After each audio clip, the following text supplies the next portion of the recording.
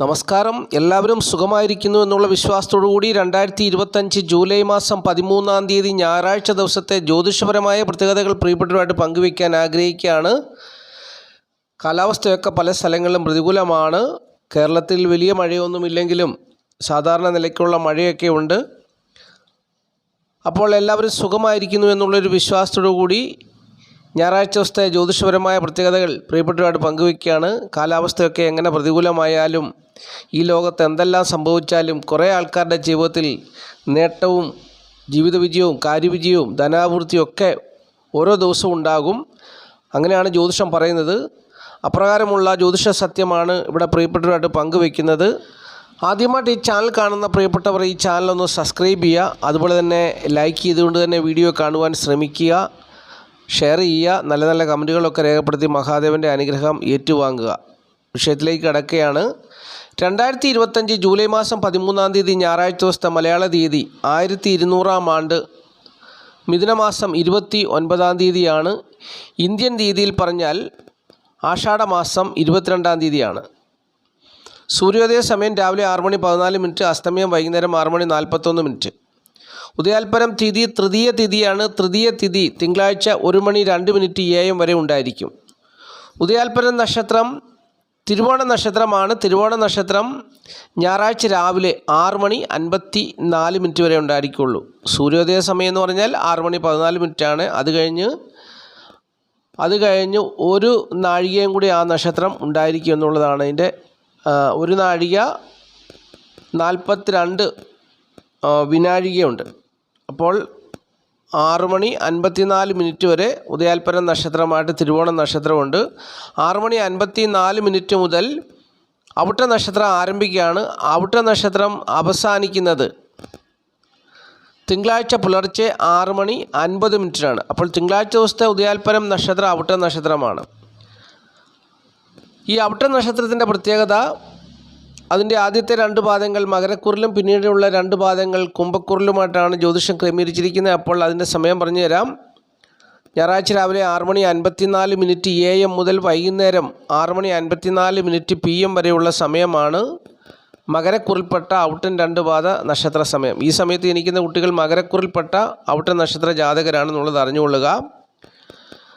ഞായറാഴ്ച വൈകുന്നേരം 6:54 മുതൽ തിങ്കളാഴ്ച രാവിലെ 6:50 വരെയുള്ള സമയത്ത് ജനിക്കുന്ന കുട്ടികൾ കുംഭക്കുറിൽപ്പെട്ട ഔട്ടം നക്ഷത്രം 2 പാദ ജാതകരമാണെന്നുള്ളതും അറിഞ്ഞുകൊള്ളുക. ഇനിയും ഞായറാഴ്ച ദിവസം ഔട്ട നക്ഷത്രമാണല്ലോ സ്വാധീനിക്കുന്നത്. ഔട്ട നക്ഷത്രത്തിൻ്റെ സ്വാധീനം കൊണ്ട് ഏതൊക്കെ നാളുകാർക്കാണ് ജീവിത വിജയം, ധനനേട്ടം, കാര്യവിജയം, ജീവിതാഭിവൃദ്ധിയൊക്കെ ഉണ്ടാകുന്നതെന്ന് പറഞ്ഞു തരാം.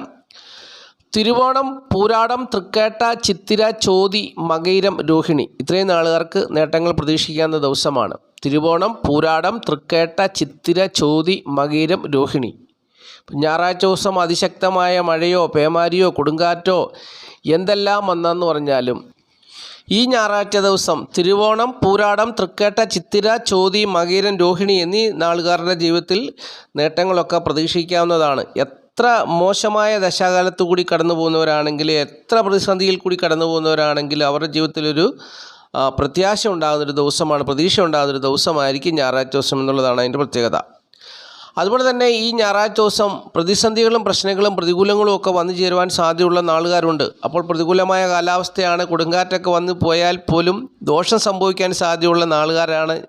ഏതൊക്കെ നാളുകാർക്കാണെന്നുള്ളതാണ് പറഞ്ഞു തരാൻ പോകുന്നത്. ഉത്രാടം, മൂലം, അനിഴം, പുണർദം, പൂയം ഇത്രയും നാളുകാർക്ക് ഏതെങ്കിലും വിധത്തിലുള്ള പ്രതിസന്ധികളോ പ്രശ്നങ്ങളോ ഉണ്ടാകുവാൻ സാധ്യതയുണ്ട്.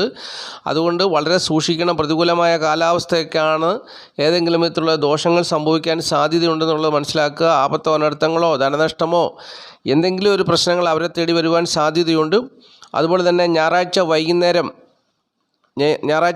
6:54 വരെ മിഥുനക്കുറിൽപ്പെട്ട മകരം 2 പാദം, തിരുവാതിര, പുണർദം, മുക്കാൽ നാളുകാർ സൂക്ഷിക്കുക. അവർക്ക് അഷ്ടമത്തിൽ ചന്ദ്രൻ നിൽക്കുന്ന സമയമാണ്.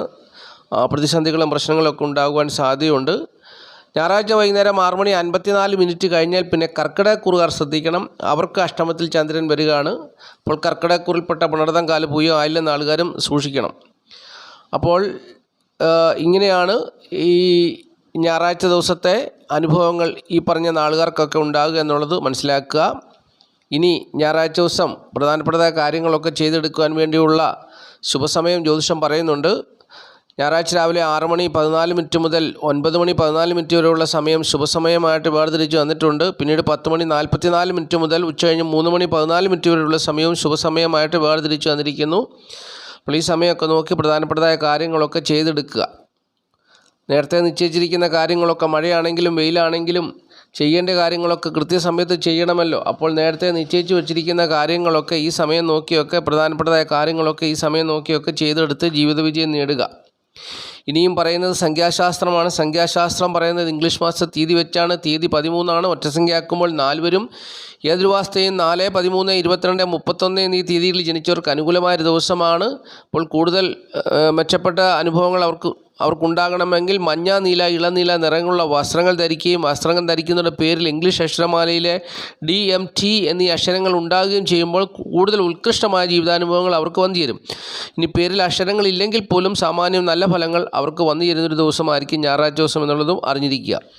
ഇനിയും ഈ ഞായറാഴ്ച ദിവസം ധനപരമായിട്ടുള്ള നേട്ടം ഏതൊക്കെ നാളുകാർക്കാണ് വന്നു ചേരുക എന്നുള്ളതാണ് പറഞ്ഞു തരാൻ പോകുന്നത്. തിരുവോണം, പൂരം, ചിത്തിര, അനിഴം, ഉത്രട്ടാതി, ഭരണി, മകയിരം, പൂയം, പൂരാടം, ഔട്ടം ഇത്രയും നാളുകാർക്ക് ധനപരമായിട്ടുള്ള നേട്ടം ഉണ്ടാകുന്ന ദിവസമാണ് ഞായറാഴ്ച ദിവസം.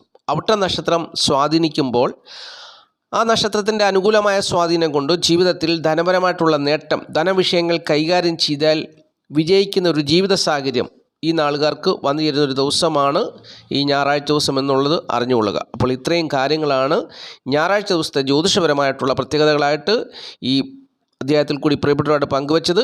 എല്ലാവരെയും മഹാദേവൻ സമൃദ്ധിയായിട്ട് അനുഗ്രഹിക്കട്ടെ. നന്ദി, നമസ്കാരം. Master mind of knowledge astrology Malayalam.